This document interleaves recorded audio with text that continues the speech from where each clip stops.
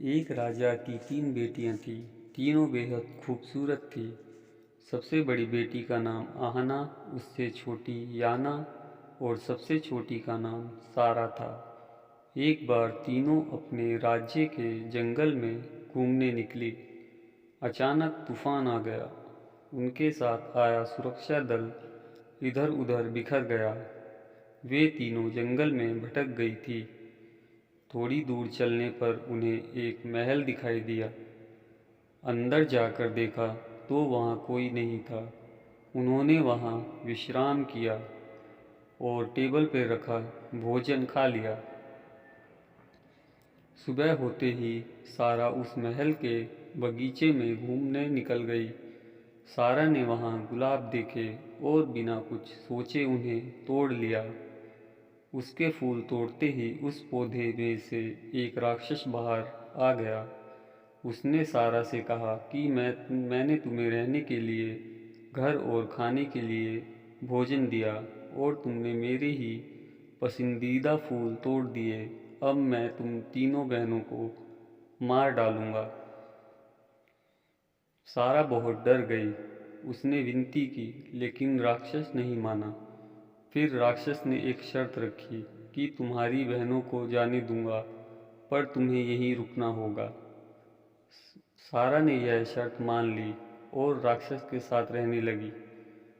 राक्षस के अच्छे व्यवहार से धीरे धीरे उनके बीच दोस्ती हो गई।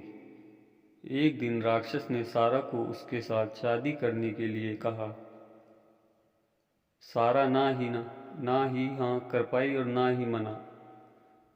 राक्षस ने इस बात के कारण कभी उस पर कोई दबाव नहीं डाला। उस राक्षस के पास एक जादुई आईना था। एक बार सारा ने जादुई आईने में देखा कि उसके पिता की तबीयत ठीक नहीं है। वह रोने लगी। यह देख राक्षस ने उसे 7 दिन के लिए घर जाने की इजाज़त दे दी। उस राक्षस की इजाज़त लेकर सारा अपने घर पहुंची। उसके पिता ने उसे देखा तो वह बहुत खुश हुए और सारा अपने परिवार के साथ खुश रहने लगी। उसके पिता की तबीयत भी ठीक हो गई। सारा को पता ही नहीं चला कब 7 दिन बीत गए। और फिर एक दिन सारा ने सपना देखा कि राक्षस बीमार है और उसे बुला रहा है। सारा अगले ही दिन सबसे विदा लेकर वापस राक्षस के पास पहुंची। वहां जाकर उसने देखा कि राक्षस जमीन पर पड़ा हुआ है।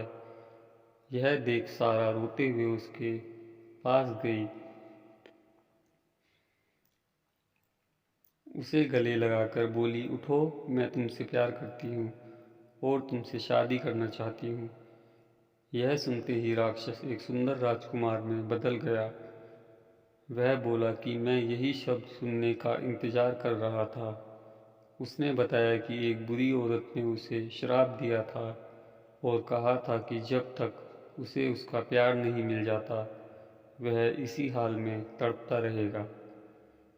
इसके बाद राजकुमार और राजकुमारी ने शादी कर ली और खुशी खुशी रहने लगे।